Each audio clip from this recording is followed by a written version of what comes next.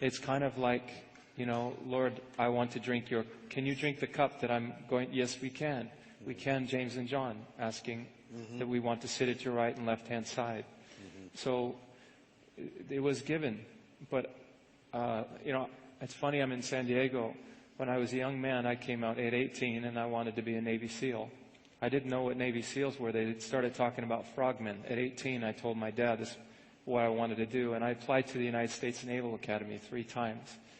I was going to give my life, but in a different way. God had reserved that in me. I see those guys when they go through buds, and I said, there's no way you can make it through unless you're willing to say, it's okay if I die here at buds.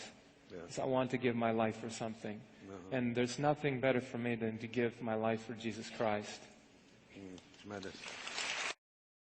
In a second, we're going to look at that last scene when they dropped the cross into the ground and it shook. And you were telling me over our conversation that because where you were elevated, the wind would blow and the cross would move and your shoulder would continually come out of socket, and the pneumonia had set in your lungs and some of those things. Tell us about that. I think,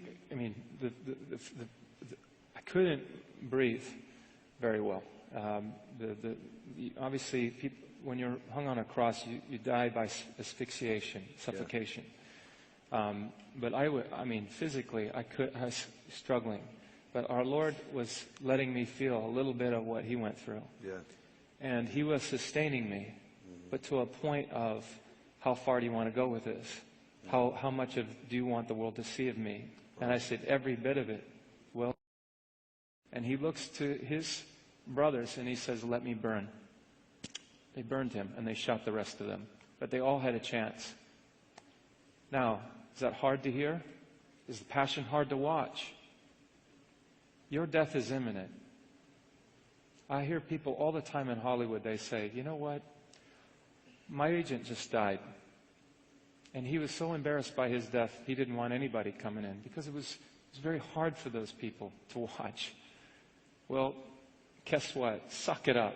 We need Christians to go look death in the face and understand the next point, to encourage these people to understand that eternity awaits them. We're all going to die.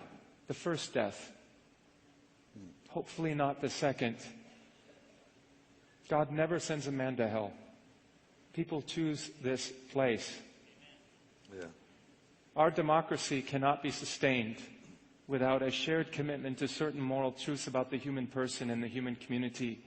The basic question before a democratic society is this: how ought we to live together?